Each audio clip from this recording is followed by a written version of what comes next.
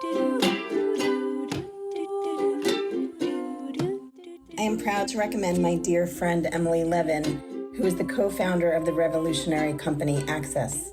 With Access, Emily is able to combine her deep care of those in need with the modern technology that allows their basic needs of housing to be taken care of. I'm inspired by the work Emily is doing and can't wait to see how many lives will be changed by it. Welcome to The Uplifters, where we share stories of courage, transformation, and the brave leaps that change everything. I'm your host, Aranza Savas, and today I am thrilled to introduce you to Emily Levin, who was nominated for the show by Susanna Ludwig, who was in one of our earlier episodes. Emily is someone who has transformed herself from a trauma therapist working one-on-one with clients to a tech founder tackling one of our most pressing social issues, the affordable housing crisis. Emily's journey began on the front lines, helping chronically mentally ill New Yorkers transition from the streets into stable housing, which led her to become a psychoanalyst and trauma therapist, running her own practice for 15 years. But she always knew that individual healing wasn't enough. The system itself needed to change. And so a year ago, she made a leap that might have terrified her former self. She co-founded a company called Access with her husband, creating the first AI platform that streamlines affordable housing processes. It's a company that's already raising capital, signing customers, and generating actual revenue, all while getting families into safe, affordable homes faster. So today, Emily's going to share her story of releasing old narratives about who she thought she could be, the daily rituals that help her build courage capital, and how a photo of her daughters keeps her brave even when the metrics dip. This is a conversation about transformation, motherhood, and the compound interest of courage. Emily, thank you so much for joining us today. Thank you so much for having me. So take me back to that kitchen table moment last summer when your husband shared his vision for Access. What was it about that conversation that made you say, against all odds, I'm in? My husband has been building government technology products for many years and has built many different products for many different city agencies. During COVID, he started working for a New York City agency building the affordable housing lottery system. And so because we were both working from home, I was privy to a lot of his experience with building that product. And we talked a lot about his frustrations and how much he was learning about the affordable housing industry and how broken it is and how broken and siloed the various systems are. He also on the side started building Access, which is the AI powered platform that we are now in the market with, because there was a lot of limitations around what he could build for the city. And so part of his way of dealing with the frustration was, hey, I'm just going to build something on the side. And so when he decided he wanted to go to market, we were sitting down talking about it. And it was just him at the time. He didn't have any other people that he had been building it with. He had technologists helping him, but no one really with really the people skills or the experience in the market actually that I had as a social worker. And he kind of looked at me like, so, and I kind of panicked. And I just said, you know what? Let's just give this a try. Let's see if I can do this with you. And honestly, if you had told me, a month before that moment, if I would ever start a company with my husband, I would have said, no way. But there was something really compelling about what he was building and my having kind of lived on the ground with people in that experience that made me feel like, I don't even know if it was fully a choice. It was like, this is something I have to do. And so from that moment on, I've just been going full force. Wow. I love to this point that it's really tapping into your innate expertise, because as women, we tend to underestimate our credibility and our readiness to do new things.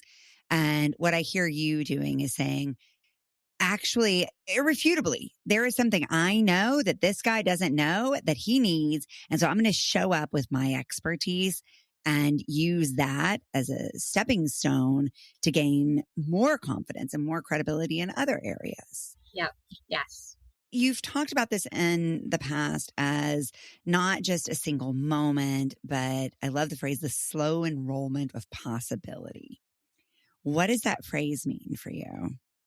As a therapist working for, 20 years, listening to people, I kind of started to feel like a spectator into all of these amazing, brave experiences that people were flying off into. I guess I kind of was slowly signing myself up to eventually kind of join in there with them and not be a spectator. Now, obviously, there's something very active about listening to people and their life experience. It's not like I was just on the sidelines, but I wanted to build something like a lot of them were. I started to get a lot of women in my practice that were mid to senior career, who were working in banking and working in startups, going to business school.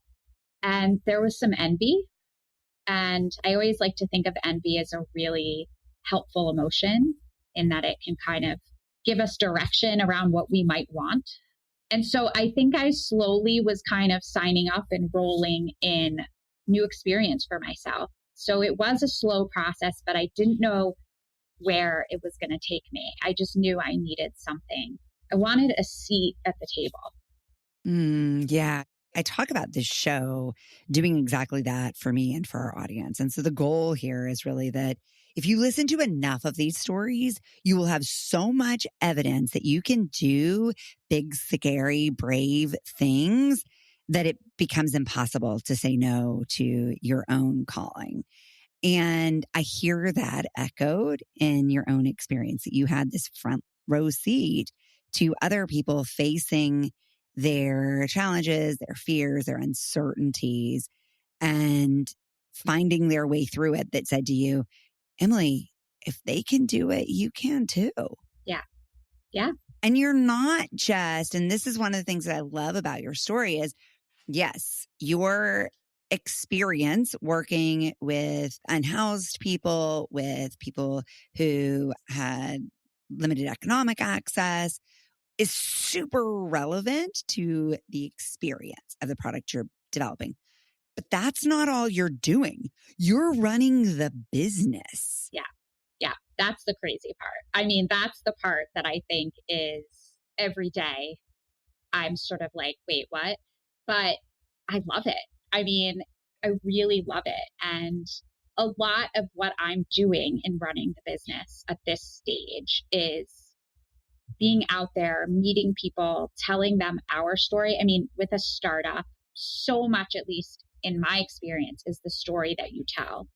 If you're telling a compelling story about a serious pain point and a solution that you have, it's pretty much the most important part of running a company in the early stages. And so I've spent so much time on our story, and that could mean pricing.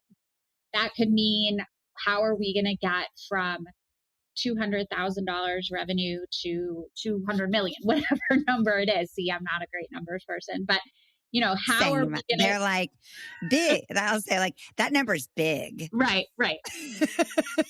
Or that one's smaller.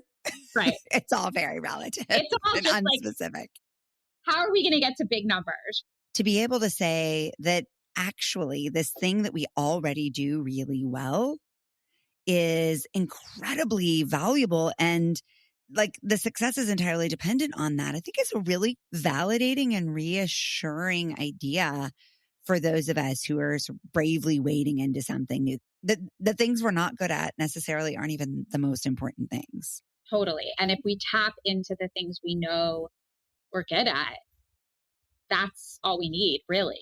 I mean, I don't know. The story isn't all written yet for us, right? We're a beginning company, but I like to think that tapping into my strengths, my husband tapping into his strengths, and kind of going with that is what's going to be useful for us. And it's definitely fascinating moving from a industry that was really female centered. It's like moving from that kind of world into like a very white male world was a little jarring and actually quite shocking to hear that. I think the statistic is like 1.4% of female run startups get funded. Like that's just insane. Bonkers. Like how. And I think only something like 16% of founders are even women. I've had so many meetings with investors. You can really tell there's just a bias that the way men think is what's going to build the next unicorn. I think we as women have to change that. Men certainly aren't going to change that. No. No, if they're given the money, why would they? Yeah. Yeah. Yeah, it is on us. I think that's important to acknowledge too. This idea that I hear in your telling of this, that you are leading from your strengths, not just as an individual, but as a woman. And so you're saying, this is what makes me different. And this is what makes me better prepared to lead this particular mission. So what are some of the qualities that you're noticing have helped you enter these conversations in this very white male dominated world with confidence? And I'm not even worried about the credibility piece, because I think as women, we put too much emphasis on that, but about your own feelings of confidence and readiness to have the conversation. Oh boy. A lot of it is practice over time, just continuing to do it. The practice of play is a big piece that comes to mind for me. I sort of conjure up memories of playing when I was a little kid. When kids are playing, everything they're doing is made up, right? I remember playing that I was a real estate agent as a kid for hours in my room. I would like draw pictures of houses and I would like pretend like I was showing people the house. And I was super into it. I was an architect. I was a therapist. I had so many different careers as a kid. And I didn't know what I was doing. It was like all made up, but I loved it. And it was this magical world. Some point in adolescence, that kind of stopped because we enter into a different kind of peer world. And honestly, sometimes I will sort of bring that time back where I'm like, you know what? I'm just going to play that I'm a startup founder. I'm just going to have fun and like pretend. And eventually, maybe it won't be pretend anymore. Like it isn't actually pretend. So that's been something that I actually have found really useful and exciting. So I think that's a big one. Community. I've worked really hard to find other founders. Just participated in the Robin Hood Foundation has a accelerator for impact founders. And it was a 5-month program where we all work together. They give us investment and we work as a community on learning a lot of different kind of foundational skills that you need in order to run a startup. It's a really, really diverse group of people that they get it. And interrupting that loneliness that you can feel as a founder really brings confidence in a way, because you realize everybody's feeling it. Even that person that just got the $10 million investment and looks like they're building this huge. And you're like, they have it all figured out. They don't. We had some amazing women come in and talk to us. Amazing. Like the founder of Girls Who Code, and so many women founders who just shared their stories and their fears and their anxieties. And these are people who have founded huge companies that have been really successful. And you sort of learn you're actually not really alone in some of these fears. So I guess community play, sometimes just screaming into your pillow. I don't know. You got to pull on everything you possibly can at any given moment to kind of just keep going. One of the things you talked about was future casting. And I think that's related to this make-believe play that you talked about, but you described it as closing your laptop and imagining you're already that seasoned CEO. And I love this idea of sort of envisioning your future self. And it's no different than what I do when I envision myself crossing the finish line of a marathon. Yep. I start to cultivate belief that then inspires action. Anything we do that takes a lot of energy and investment physically, mentally, financially. I think from a distance looks really freaking hard. And then, like you and I have learned through our own endeavors, it's okay, take a step, take a deep breath, figure out the next step. And it really is just a series of steps. But you also mentioned community in here. And you shared with me earlier that when you feel uncertain or you're going into something that is unfamiliar, you call your 82-year-old dad who spent his career in business for a pep talk. The interesting thing about my dad is that my dad has always been very risk averse and had a legal career for 45, 50 years, like same practice, the same kind of law. Yet when he's talking to me, especially as an 82-year-old who's retired and, he's raised his kids, he has his retirement, like he's on the other side of a lot of scary things I think we go through and maybe into a different stage of his life. There's a certain calm when he listens to the risks I'm taking and a certain excitement that I think he feels living kind of vicariously. So just that kind of implicit communication, like he'll call me every day and be like, so how was the demo? And I went to the library and they were giving a talk on affordable housing and I gave them your deck and you need to send me more decks. And like, he's so supportive and in it with me in a way that is kind of, you can't really get it from anywhere else other than a supportive family member. And I feel like I try to do that with my kids too. In fact, my daughter will be interning for us this summer. She's 13, not sure what she's going to be doing, but she's going to be our intern. And because I keep saying to myself, like, God, this is taking up so much of my time. How can I multitask, right? Because I'm a woman. So it's like, we're always thinking about how we can multitask. And I'm like, I just have to pull my girls into this because that's going to be part of parenting them, right? If I don't have time to go to their soccer game, but like I can have them sit on calls with me or sit in the background and listen, like I think they're going to take in something in ways that maybe they miss out on me being there all the time. I don't know. So I'm trying to actually replicate what my father is doing for me as a mom, and that feels really amazing, I have to say. I have a 13-year-old and a 3-year-old. The 3-year-old's a little less aware, but 13-year-old, I had a pitch for a demo day that I had to do. And I was pitching for her constantly. And now she like walks around the house reciting my pitch. She's like, I know your pitch, Mom. Do you want to hear it? And she'll just say it like with all the numbers of our company. I'm getting shivers thinking about it. But I just think there's something about the gift to give your child, especially your daughter, that is really, I hope she'll get something from that because she knows that I'm really a therapist and now she's like whiplash. Wow. What an incredible story and experience for her and for you. Yeah. Yeah. It's super fun. I'm going to make her business cards and actually one of her friends is going to intern as well. And I don't know, we'll find things like she knows how to use the computer in ways that I don't. She can build decks for me.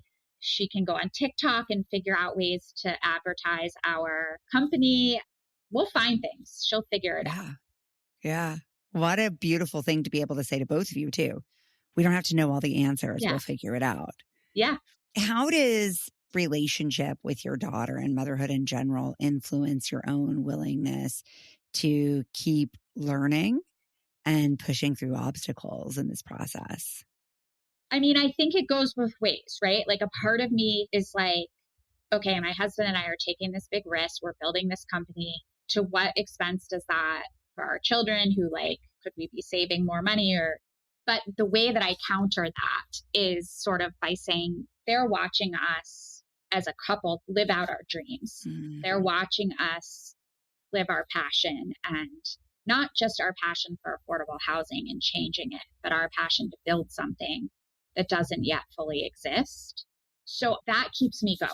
When I'm like, oh, I could see more patients and make more money and save that money, I'm like, yes, I could do that. But also what they're hopefully learning implicitly is something invaluable that doesn't come in money. So much richer. I think about that all the time, that I'm not earning as much now as I Mhm. did in my corporate career. I'm not getting annual merit increases, Right. and I'm getting incredible growth in so many other ways. Yeah. And so I just started telling myself that like this year's bonus is Yep. Yep.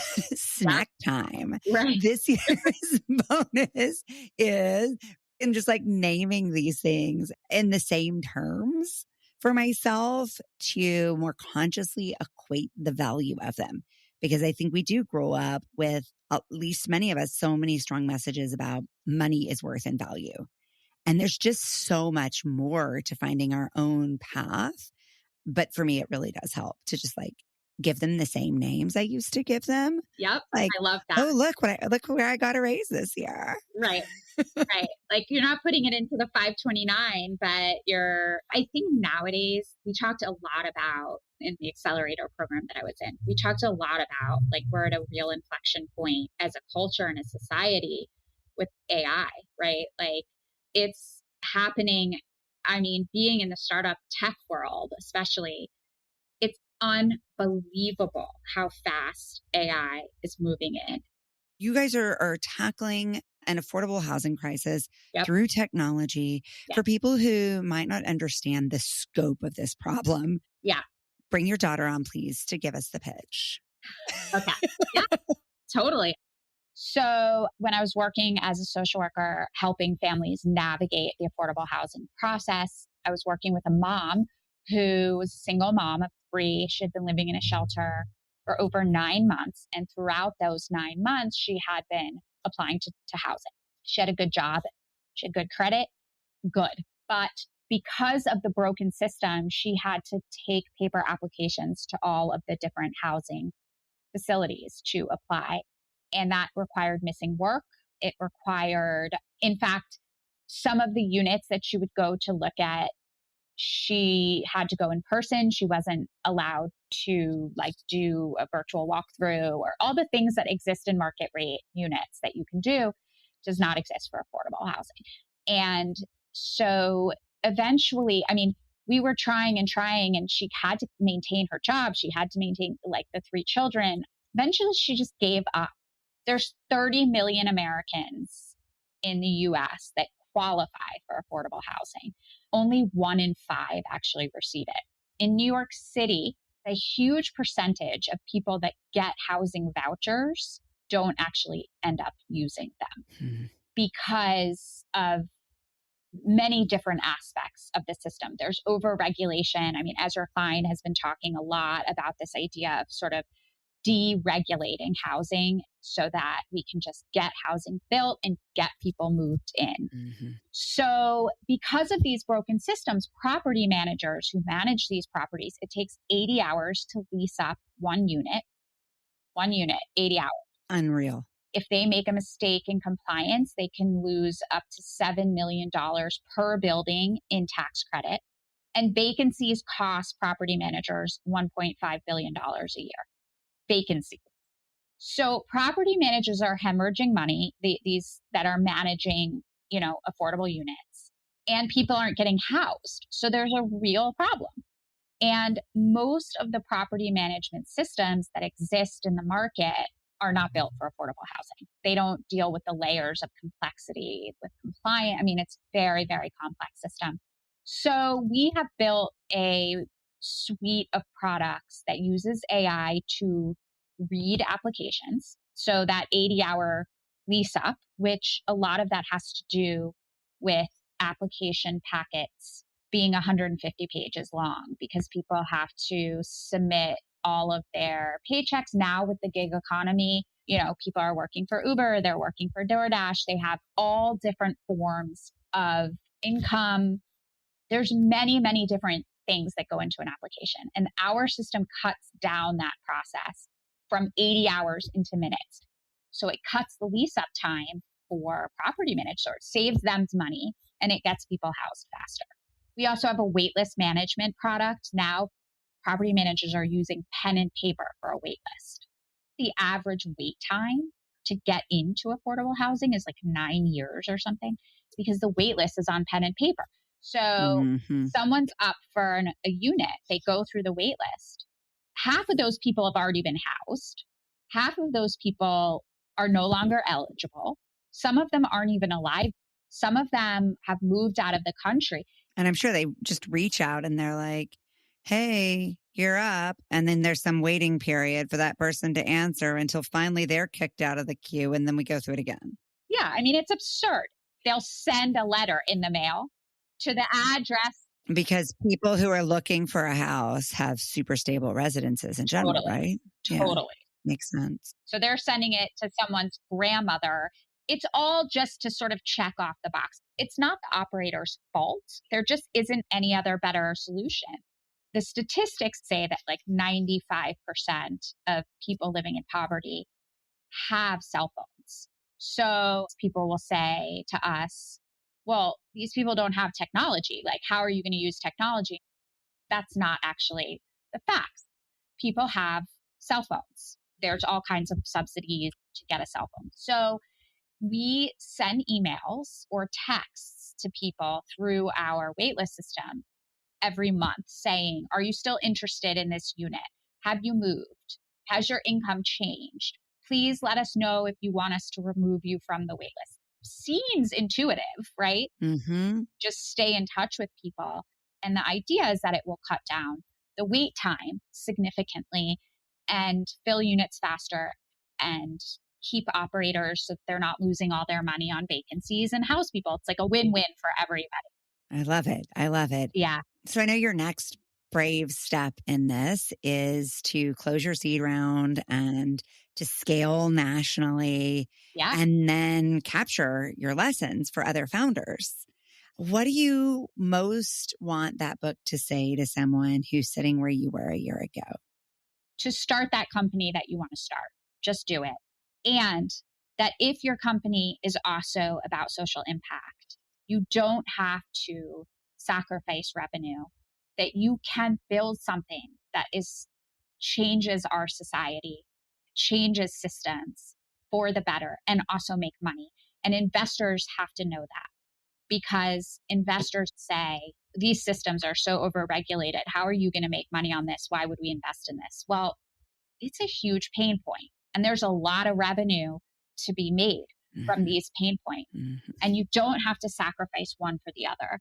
And so I want to see more female founders in the impact space who are also raising capital and paying themselves. And I think all of those things can happen. What would you say then to the person who describes themselves as words and feelings, not numbers and capital? Yeah, that's me. There's people who can teach you things. If you are passionate about something, the numbers come. They do. They come together, right? You can hire somebody to do numbers. You cannot hire somebody to have your passion and your belief in something. And so I think just start, learn, grow, see what happens, and just live on the edge. To know that that's what we're doing and it's by choice, and living on the edge is like, instead of it being a place to tumble to your death, it could be a place to jump into a beautiful crystal ocean, right? I hope. The chances are you're going to swim. Yeah, you'll figure it out. As uplifters, we love to lift up other uplifters. How can we as a community come together to support you and this incredible mission? That's such a sweet offering. Tell our story to everybody. Go to our website. Tell investors to check us out. Our website is access.com. And who would you like to nominate for the uplifters? So I would like to nominate my friend Holly Diamond, who is a fellow founder who is incredible. I won't tell her story because I want her to tell her story, but she is an immigrant who has done amazing, amazing things and has so many incredible stories. Every time she talks, I cry. You will be blown away. I can't wait to meet her. Yeah. Yeah. I'm blown away by you. Your journey, Thank you. your courage, I think is so relevant to so many of us. And when I think about making big deposits in my Courage Capital account, it always comes from talking to other people who are doing that too. It's like, you've just compounded my interest, Emily. And I wish you so much continued success. Thank and you. Thank I you. can't wait to watch this all unfold and all that you'll learn in the journey. Thank you. Thank you for listening to the Uplifters podcast. If you're getting a boost from these episodes, please share them with the uplifters in your life, and then join us in conversation over at theuplifterspodcast.com. Head over to Spotify, Apple Podcast, or wherever you get your podcast, and like, follow, and rate our show. It'll really help us connect with more uplifters, and it'll ensure you never miss one of these beautiful stories. Mwah! Big love. Painted water sunshine with rosemary and thyme. Dwell in the perplexing, though you find it vexing. Toss a star and hover, be your own best lover. Relish in a new prime, plant a tree in springtime. Dance with idle hindsight, bring the sun to twilight. Lift you up, whoa. Lift you up, whoa. Lift you up, whoa. Lift you up. Lift you up, whoa. Lift you up, whoa. Lift you up, whoa. Lift you up.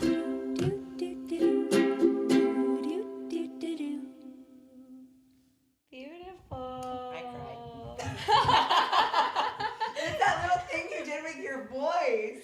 Right, in the pre-chorus, right? I was like, Mommy, I had to cry quietly. Mommy, stop crying. You're disturbing the peace.